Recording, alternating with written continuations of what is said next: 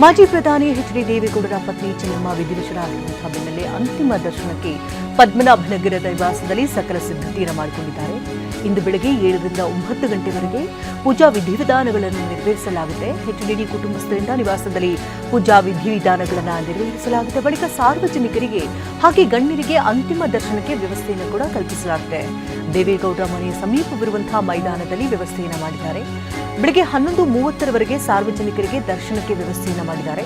ಆ ನಂತರದಲ್ಲಿ ಹಾಸನಕ್ಕೆ ಚೆನ್ನಮ್ಮರ ಪಾರ್ಥಿವ ಶರೀರವನ್ನು ಸ್ಥಳಾಂತರ ಮಾಡಲಾಗುತ್ತೆ. ಎಚ್.ಡಿ. ದೇವೇಗೌಡರ ನಿವಾಸದ ಸಮೀಪದಲ್ಲೇ ಇರುವಂತಹ ಮೈದಾನದಲ್ಲಿ ಸಾರ್ವಜನಿಕರ ದರ್ಶನಕ್ಕಾಗಿ ಪಾರ್ಥಿವ ಶರೀರವನ್ನು 11:30ರವರೆಗೆ ಇಡಲಾಗುತ್ತೆ.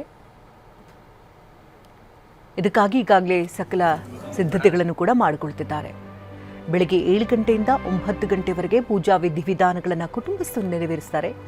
ನಂತರದಲ್ಲಿ ಹತ್ತಿರದಲ್ಲೇ ಇರುವಂತಹ ಮೈದಾನದಲ್ಲಿ ಅಂತಿಮ ದರ್ಶನಕ್ಕಾಗಿ ವ್ಯವಸ್ಥೆಯನ್ನು ಕಲ್ಪಿಸಲಾಗಿದೆ. 11:30ರವರೆಗೆ ಗಣ್ಯರು ಸಾರ್ವಜನಿಕರು ಅಂತಿಮ ದರ್ಶನವನ್ನು ಪಡೆಯಬಹುದು. ನಂತರದಲ್ಲಿ ಪಾರ್ಥಿವ ಶರೀರವನ್ನು ಹಾಸನಕ್ಕೆ ಕೊಂಡೊಯ್ಯಲಾಗುತ್ತೆ. ನಮ್ಮ ಪ್ರತಿನಿಧಿ ಶಿವಪ್ರಸಾದ್ ಒಂದು ವರದಿಯನ್ನು ಕೊಟ್ಟಿದ್ದಾರೆ, ನೋಡೋಣ.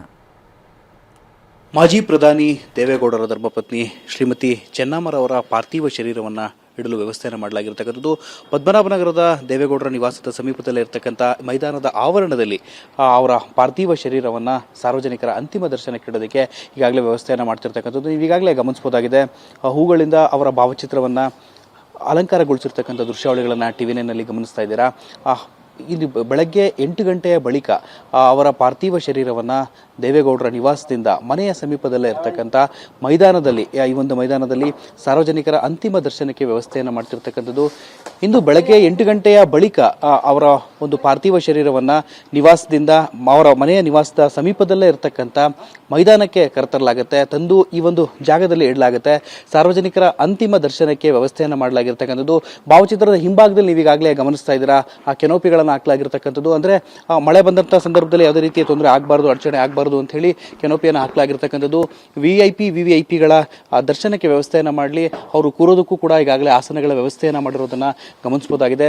ತದನಂತರದಲ್ಲಿ ಇದೇ ಒಂದು ಮಾರ್ಗವಾಗಿ ಬ್ಯಾರಿಕೇಡ್ಗಳನ್ನು ಕೂಡ ಅಳವಡಿಸಿರ್ತಕ್ಕಂಥದ್ದು. ಯಾವುದೇ ರೀತಿಯ ನೂಕುನುಗ್ಗಲು ಉಂಟಾಗಬಾರ್ದು ಅಂತೇಳಿ ಮೈದಾನದ ಉದ್ದಕ್ಕೂ ಕೂಡ ಸರತಿ ಸಾಲಿನಲ್ಲಿ ಬಂದು ಸಾರ್ವಜನಿಕ ಅಂತಿಮ ದರ್ಶನವನ್ನು ಪಡೆಯೋದಕ್ಕೆ ಸಾರ್ವಜನಿಕರಿಗೆ ವ್ಯವಸ್ಥೆಯನ್ನು ಮಾಡಿರ್ತಕ್ಕಂಥದ್ದು. ಈಗಾಗಲೇ ತಡರಾತ್ರಿಯಿಂದಲೂ ಕೂಡ ಪೊಲೀಸ್ ಸಿಬ್ಬಂದಿ ಕೂಡ ಈಗಾಗಲೇ ಭದ್ರತೆಯನ್ನು ಕೂಡ ಕೈಗೊಂಡಿದ್ದಾರೆ.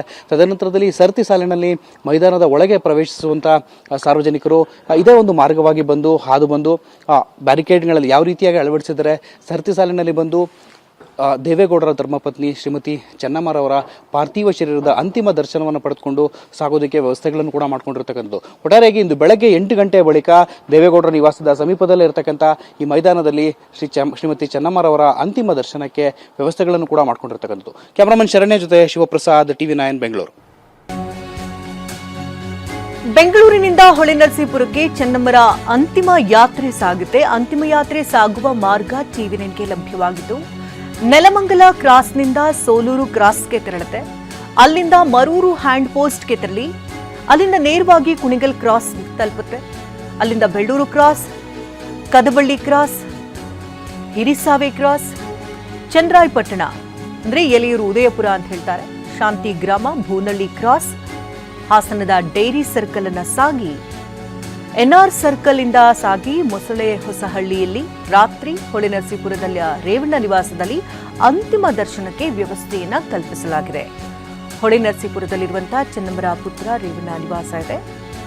ಮಾವಿನಕೆರೆ ಶ್ರೀ ರಂಗನಾಥ ಸ್ವಾಮಿ ಬೆಟ್ಟದ ತಪ್ಪಲಿನಲ್ಲಿ ನಾಳೆ ಅಂತ್ಯಕ್ರಿಯೆಗೆ ಎಲ್ಲಾ ರೀತಿ ಸಿದ್ಧತೆ ಆಗಿದೆ. 11:05ಕ್ಕೆ ಬೆಂಗಳೂರಿನಿಂದ ಹೊಳೆನರಸೀಪುರಕ್ಕೆ ಅಂತಿಮ ಯಾತ್ರೆಯನ್ನು ಹೊರಡಿಸಲಾಗುತ್ತೆ. Nelamangala cross, Soluru cross, Maruru hand post, ಅಲ್ಲಿಂದ ನೇರವಾಗಿ ಅದೇ ಮಾರ್ಗದಲ್ಲಿ ಸಾಗಿ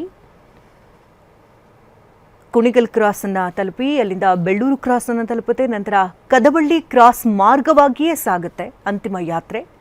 ಅಲ್ಲಿಂದ ಹಿರಿಸಾವೆ ಕ್ರಾಸ್, ಚಂದ್ರಾಯಪಟ್ಟಣ, ಎಲೆಯೂರು, ಉದಯಪುರವನ್ನು ತಲುಪಿ ಅಲ್ಲಿಂದ ನೇರವಾಗಿ ರೇವಣ್ಣನವರ ನಿವಾಸಕ್ಕೆ ತೆರಳುತ್ತೆ. ಅಂದರೆ ಶಾಂತಿ ಗ್ರಾಮ, ಭೂನಳ್ಳಿ ಕ್ರಾಸ್, ಹಾಸನದ ಡೈರಿ ಸರ್ಕಲ್, ಈ ಮಾರ್ಗವಾಗಿ ಚೆನ್ನಮ್ಮರ ಅಂತಿಮ ಯಾತ್ರೆ ತಲುಪುತ್ತೆ ಅನ್ನೋದ್ರ ಬಗ್ಗೆ ರೂಟ್ ಮ್ಯಾಪ್ ಕೂಡ ಸಿಕ್ಕಿದೆ. ಎನ್ಆರ್ ಸರ್ಕಲ್ ಹಾಗೆ ಮೊಸಳೆ ಹೊಸಹಳ್ಳಿ ಈ ಮಾರ್ಗವಾಗಿ ಸಾಗಿ ರಾತ್ರಿ ಹೊಳೆನರಸೀಪುರದ ಎಚ್ ಡಿ ರೇವಣ್ಣ ನಿವಾಸದಲ್ಲಿ ಅಂತಿಮ ದರ್ಶನಕ್ಕೆ ವ್ಯವಸ್ಥೆಯನ್ನು ಕೂಡ ಕಲ್ಪಿಸಲಾಗಿದೆ. ಮಾವಿನಕೆರೆ ಶ್ರೀ ರಂಗನಾಥ ಸ್ವಾಮಿ ಬೆಟ್ಟದ ತಪ್ಪಲಿನಲ್ಲಿ ಅಂತ್ಯಕ್ರಿಯೆಗೆ ಈಗಾಗಲೇ ಸಿದ್ಧತೆಗಳನ್ನು ಮಾಡಿಕೊಳ್ಳಲಾಗ್ತಾ ಇದೆ.